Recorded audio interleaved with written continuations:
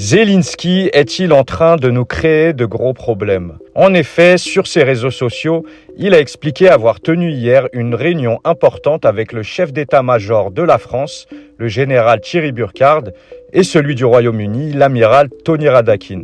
Ils auraient fait des avancées concrètes vers le déploiement d'un contingent de sécurité partenaire, allant donc complètement à l'opposé des conditions de Vladimir Poutine. Mais Zelensky, lui, a insisté sur l'importance d'un travail collectif pour garantir une paix durable en Ukraine. En parallèle, il a exprimé son émotion face à une récente frappe russe meurtrière qui aurait coûté la vie à 18 civils, dont 9 enfants. Il a dénoncé la terreur russe, appelant la communauté internationale à ne pas rester silencieuse et à dire clairement la vérité. Il a notamment dit « La faiblesse n'a jamais mis fin à une guerre, c'est pourquoi je suis reconnaissant envers tous les pays dont les représentants se sont exprimés ». Il a rappelé que selon lui, ces attaques prouvent la volonté de Moscou de poursuivre la guerre et a exigé une pression internationale plus forte et plus concrète pour y mettre fin. Il souligne que Poutine devrait être arrêté et jugé. Alors selon vous, pour que l'Ukraine soit enfin en sécurité, est-ce vraiment la bonne solution d'ignorer à ce point les exigences de la Russie pour mettre fin au conflit? Zelensky a confirmé pour la première fois que des forces ukrainiennes sont bien actives en Russie dans la région de Belgorod,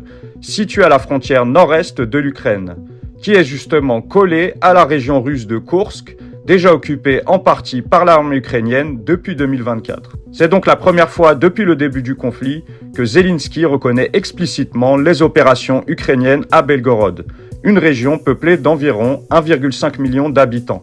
Le président ukrainien déclare que ces opérations visent premièrement à ramener le conflit sur le territoire russe pour exercer une pression sur Moscou. Mais ces incursions visent aussi à contraindre la Russie de devoir mobiliser des troupes qui sont actuellement déployées dans les régions ukrainiennes voisines, comme celle de Kharkov.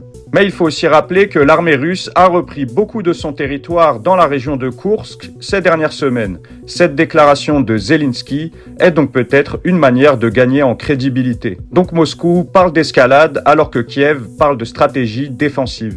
Pensez-vous donc que ces incursions frontalières opérées par l'Ukraine représentent une réelle avancée pour Kiev? Ou bien est-ce une provocation très risquée qui pourrait leur coûter ainsi très cher? 1 milliard d'euros et 2 avions F-16, c'est la nouvelle aide à l'Ukraine annoncée aujourd'hui par nos voisins, la Belgique. Et oui, le nouveau Premier ministre belge Bart De Wever était en visite à Kiev pour rencontrer Zelensky.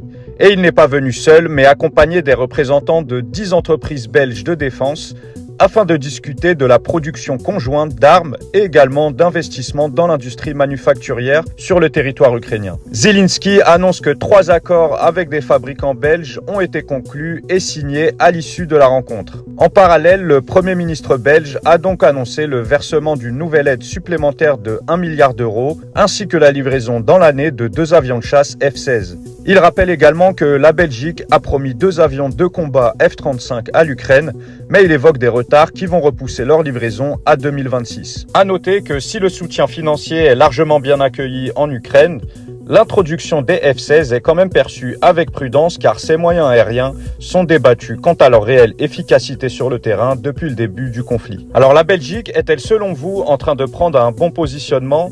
N'hésitez pas à me dire ce que vous en pensez en commentaire.